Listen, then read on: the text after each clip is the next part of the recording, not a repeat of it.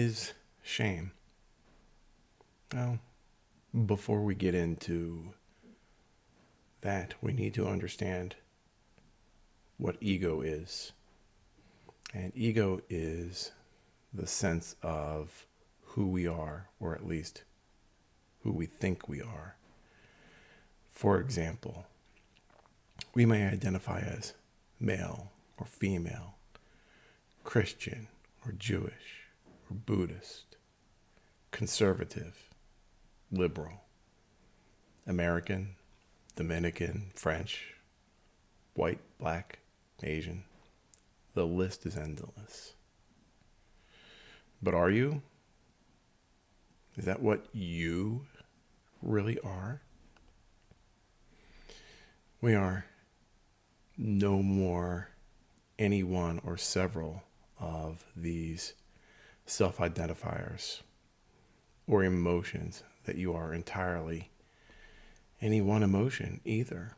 Happy, sad, angry, jealous, disgusted, or pleased. These qualities are simply attributes we assign to what we see in the mirror on a daily basis.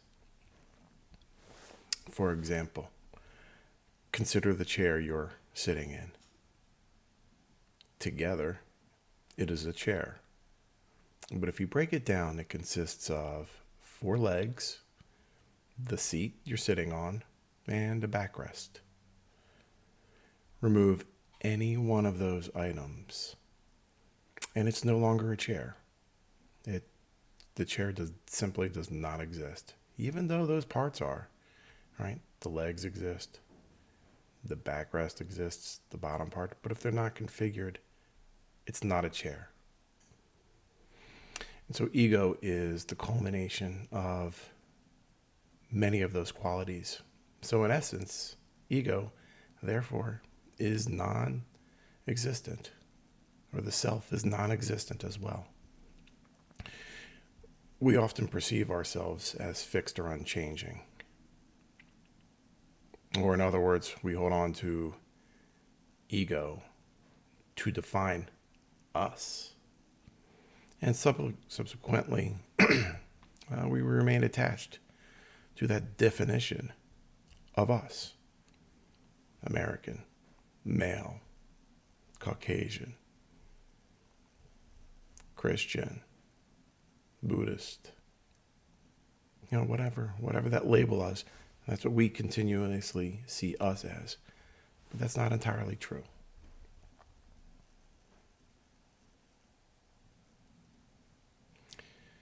And so shame supports attachment and that egocentric view we hold about ourselves, because we're not one emotion. And so now that we have a general or a basic idea of what ego and us is, let's consider shame and what shame is not and what it is. Shame is not remorse or guilt. Remorse or guilt means we are sorry for our actions. I'm sorry I overslept and missed your call. Or I'm sorry I hurt your feelings. That is remorse. Shame is much deeper. Shame says, I am not good enough, or I am unworthy, or something is inherently wrong with me, or I am flawed.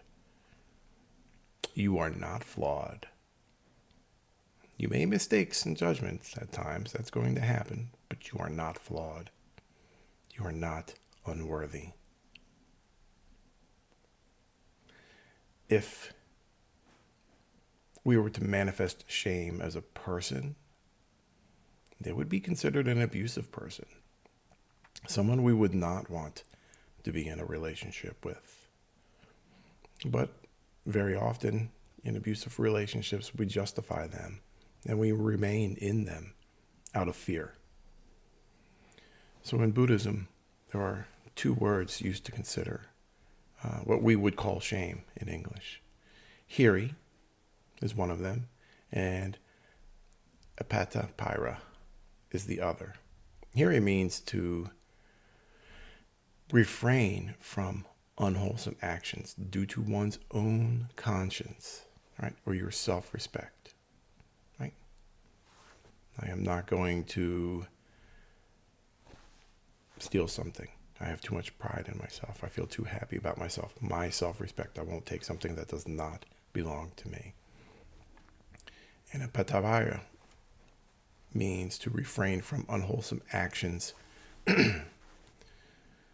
to avoid being reproached by others. I don't want someone to think some kind of way about me. Right? So these aren't necessarily shame, these two words, right? They may have some overlap, but they're not self-destructive, right? So neither one of those definitions relate to the destructive feelings that most of us have been taught to associate with the word shame in English. But we can learn to shed our shame. Right? And so instead of being fearful of not being good enough or unworthy, or that there's something wrong with you or us, let's instead invite compassion in. And so compassion is a warm and forgiving and welcoming and embracing emotion. It allows us to acknowledge what we're feeling without judgment and to explore why we may be feeling these emotions. Let me offer an example. At one time or another, you've probably witnessed a parent with a crying or screaming child in the store. And among the many sayings parents use is the phrase, "You should be ashamed of yourself for acting this way in public." This is supposed to quiet that child into submission. And children don't necessarily know the meaning of shame, but they do know the tone their parents are making, and that's usually condescending of their parents, in their voice, and that their behavior was bad. Maybe they quiet down, maybe not. But what seeds are watered in this circumstance? One is fear. Fearful, fear of my parents. And the other is poor self-esteem, using that condescending tone for an action. That teaches and that develops that negative feeling inside. And so the way that they behaved, and although it is undesirable, tells the child that there is something wrong with them on the inside. And that's not true. That's just a judgment mistake. So they can't feel a little remorse, maybe, but not shame. And again, if this were an adult relationship, we would consider that emotional abuse. Another example could be an adult returning back to school after several decades of being out of the educational environment. Maybe they don't have a strong support system at home. And it's been a long time since they've had to study, like back in high school, right? And maybe they're uncertain about how to study, but they still put forth their best efforts. They take a test and they don't pass.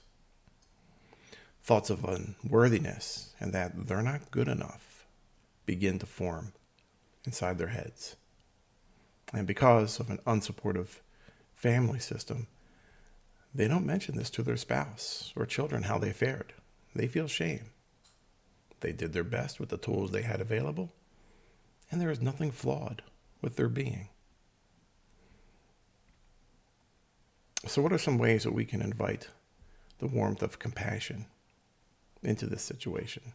Well, when we invite compassion into our being, we understand that we are learning or relearning something. We wouldn't be harsh to an infant learning how to walk. At the slightest teeter, we're there, right? With open arms and a warm smile as they develop balance and confidence and trust. The same holds true for ourselves. We can teeter, and we can be there with open arms and a warm smile as we develop skills that we may be unfamiliar with. We are not flawed nor unworthy. We are learning. We have become attached to the negative thoughts of us. So, knowing that, we can shed our shame because we are pursuing a noble path. But what about if you're a crime victim? This wasn't a test that you were studying for. Here, there was no way any of your actions could influence that outcome. This was an action well beyond your control and certainly perpetrated by someone else. So why feel shame? Shame here originates from the feeling of something taking away from you, an attachment from you without your consent, and it is a violation. Maybe you felt you should have been more prepared. Maybe you felt you shouldn't have been in that area. Maybe this, maybe that, maybe a million different maybes. But again, here we have become attached to that negative thoughts that protect the view of us. So how do we offer compassion towards ourselves in these situations? The same way that we mentioned above. We accept the experience happened, but that it can no longer hurt us. Just like when a child falls, that fall is over. We open our hearts to ourselves and say, yes, this is a terrible thing that happened to me. I am in a place of safety now, though. I did nothing wrong. I am not flawed. I am not broken. I am deserving of love. I am deserving of joy. I am deserving of well-being. So instead of the negative, self-destructing seeds that do not promote well-being, these statements and others like it of affirmation are the seeds we can choose to water instead. I am not broken. I am deserving of love. I am deserving of joy. I am deserving of well-being. Those positive self-affirmations, those will help you shed any feelings of shame that you may hold within you. And I hope this helps you move forward with the beautiful life that you are given to enjoy. And if you need any additional resources, please feel free to reach out to me.